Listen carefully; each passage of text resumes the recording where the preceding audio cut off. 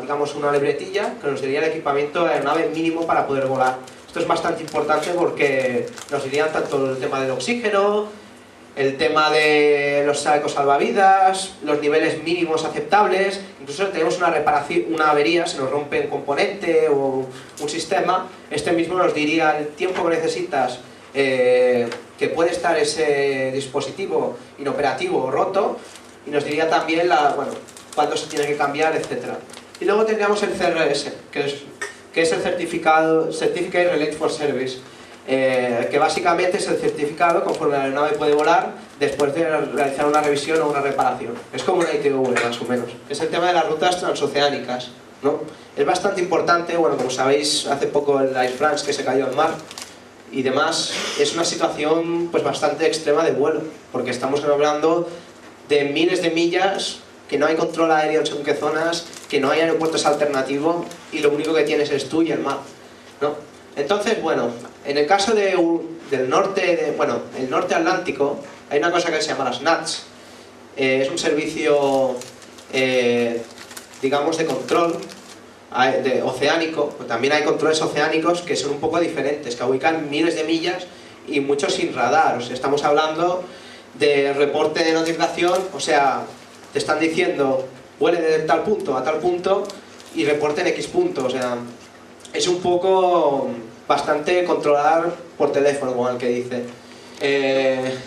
Esto de aquí es un recorrimiento porque pues yo diría así, hasta el año 1985-86, con la aparición del Boeing 767, que fue el primer bimotor TOPS. Estamos hablando que antes, claro, y aún muchas compañías tienen la filosofía de que no puedes cruzar el charco si no tienes más de 2 motores. Sigue habiendo esa fobia de que no se puede volar pues con un solo motor, pero es posible. Y eso es la certificación de TOPS para los bimotores, que te permite volar con un solo motor unos 180 minutos, y creo que ahora la van a subir, ¿no? Estamos hablando de 180 minutos, el avión teóricamente perfectamente estabilizado con un solo motor.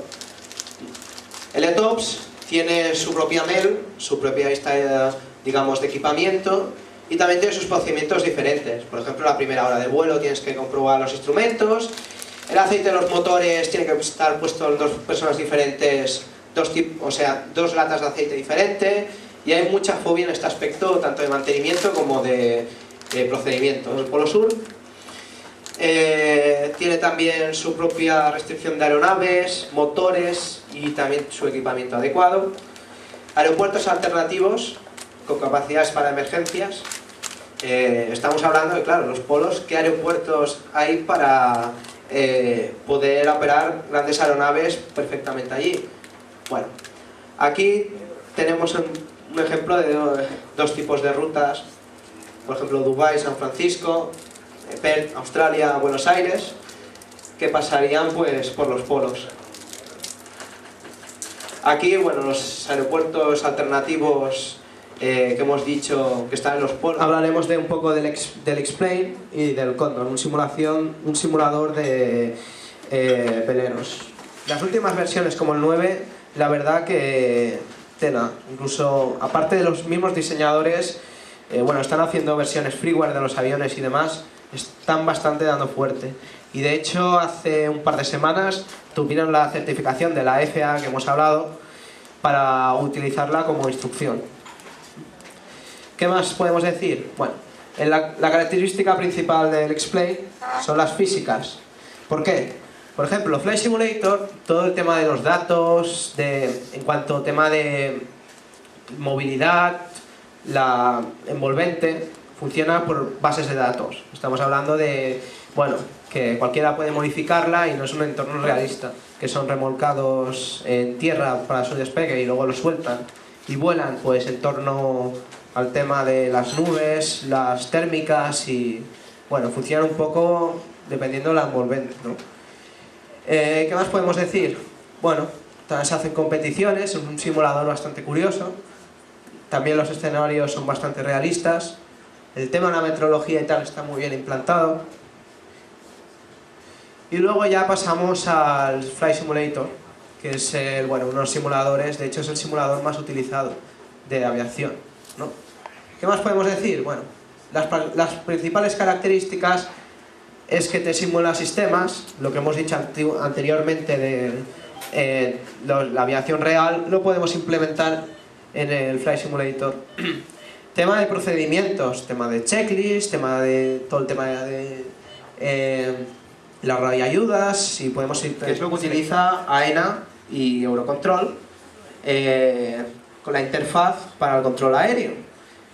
Y luego al final de Follow Me, estamos hablando que a según qué rangos tú puedes simular estar en un coche y eres como el señalero, o sea, el que eres como la policía del aeropuerto, que son los Follow Me. Flight Simulator X-Plane, que están volando, y esto que veis aquí son centros de control. En este caso, por ejemplo, no, este no es oceánico, pero habría zonas también que podemos implementar los controles oceánicos que hemos dicho. ¿Qué más? ¿Qué más? Bueno, aquí más cerca sería la península. Veríamos los tres principales centros de control que hay en España de radar. Como vemos, Madrid también controla la parte de Galicia, aunque aquí, según qué niveles, hay una línea que en medio, igual que aquí en Valencia, que nos controla un espacio aéreo más bajo. No, sería otro... Este plan de vuelo va a Eurocontrol, porque luego este mismo plan de vuelo a un controlador le sirve para saber ese avión qué hace, dónde va o qué hacer con él. Esto es lo que utilizan para, pues bueno, para moverse en el aire. Las personas a bordo también. Si viene algún jefe de Estado o algún diplomático, también se apunta. Y esto es lo que sería el software de control, el IVAC. Del mismo modo que hay aerolíneas reales, tenemos aerolíneas virtuales. Ellas son reales, sacadas de la aerolínea real. De hecho, por ejemplo, Click Spanair, la misma compañía real colabora directamente con estas compañías virtuales. Tienen también su código, su número de vuelo real, que es el que utilizaría bueno, pues en el caso real. Aunque de hecho Spanair va un poco más para allí, y si tú, por ejemplo, vas de Barcelona a Madrid, el siguiente vuelo que tengas que hacer tienes que salir desde Madrid, y tienes que salir a un sitio que sea de la compañía Spanair que vuele desde Madrid. Son bastante realistas en este aspecto.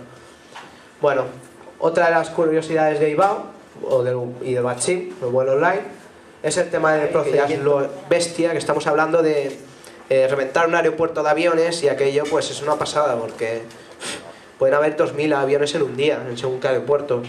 Y entonces estamos hablando que los controladores también, puedes encontrarte 8 controladores controlando en un mismo aeropuerto, casi como como la realidad. Vaya. ¿Qué más? ¿Qué más? Bueno, aquí ya 4 capturas, para que os hagáis una idea de todo lo que hemos hablado de forma visual. Este caso sería un Airbus A320, el de Wilco, con las pantallas y demás, todo perfectamente simulado. Aquí llegando a la isla de Tenerife. Aquí este sería Lisboa, de noche, de arriba.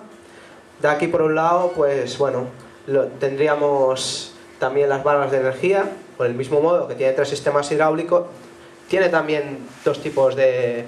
también varias fuentes redundantes de energía. Pues nada, pues hasta aquí ha sido la conferencia, y bueno, lo siento que me haya sido un poco espeso, pero hay mucho que decir y poco tiempo también que explicar, y también no la tenía muy preparada. Gracias.